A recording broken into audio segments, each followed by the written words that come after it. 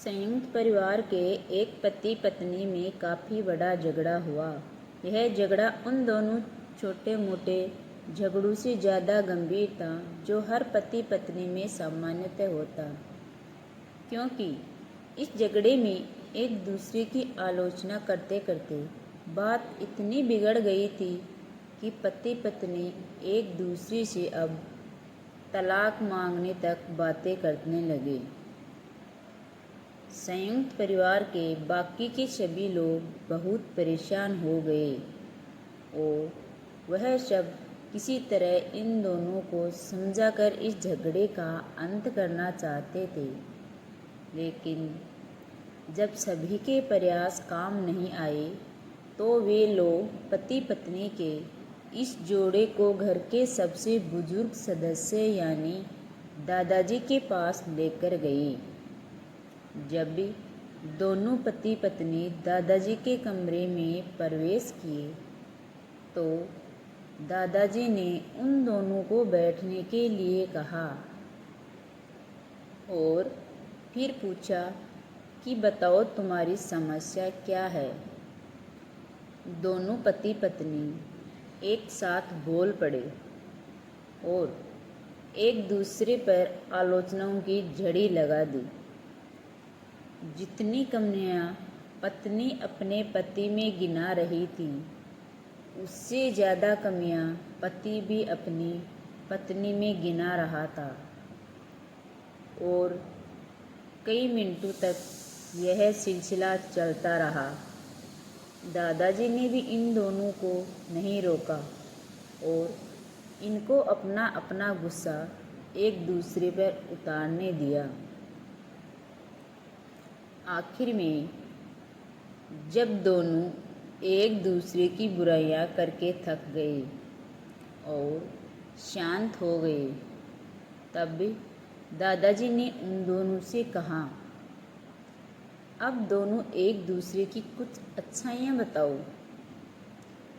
जब अच्छाइयाँ बताने का समय आया तब दोनों ही पति और पत्नी एकदम से चुप हो गए। शायद गुस्से में उन्हें कुछ याद नहीं आ रहा था या फिर गुस्से की वजह से वह एक दूसरे की अच्छाइयाँ बताना नहीं चाहते थे। दादाजी ने यह बात भी महसूस कर ली। थोड़ी देर तक जब कोई भी नहीं बोला तब दादाजी ने कहा, अच्छा ठीक है, यह लो पेपर और पेन और एक दूसरे की अच्छाइयाँ इसमें लिखो। पति पत्नी दोनों ने ही पेपर और पेन लिया और एक दूसरे से काफ़ी दूर जाकर बैठ गए। थोड़ी देर तक ना पति ने कुछ लिखा और ना पत्नी ने। फिर पति ने पेपर में कुछ लिखना शुरू किया। उसे देखकर पत्नी ने भी अपने पेपर में लिखना शुरू कर दिया। ऐसा लग रहा था जैसे दोनों एक दूसरे से कंपटीशन कर रहे हो। काफ़ी समय तक दोनों ने पेपर में लिखा और जब पेपर लिखावट से भर गया तब दोनों ही अपना अपना पेपर लेकर दादाजी के पास उन्हें देने के लिए गए।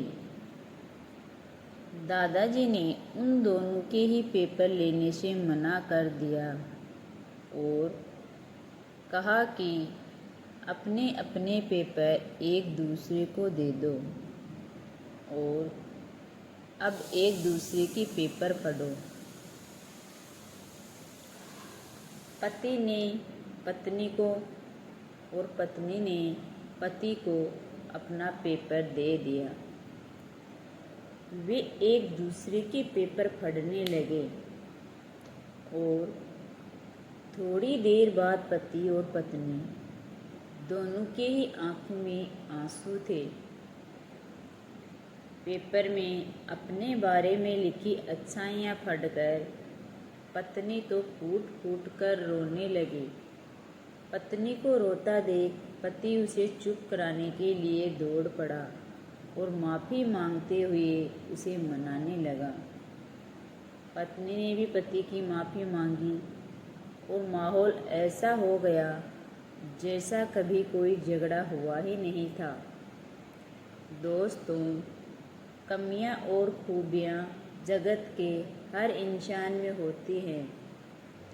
अब हमारे ऊपर होता है कि हम कमियां देखकर अपने जीवन को नरक बना ले या खूबियां देखकर अपने जीवन को स्वर्ग बना ले। Thank you, like and subscribe.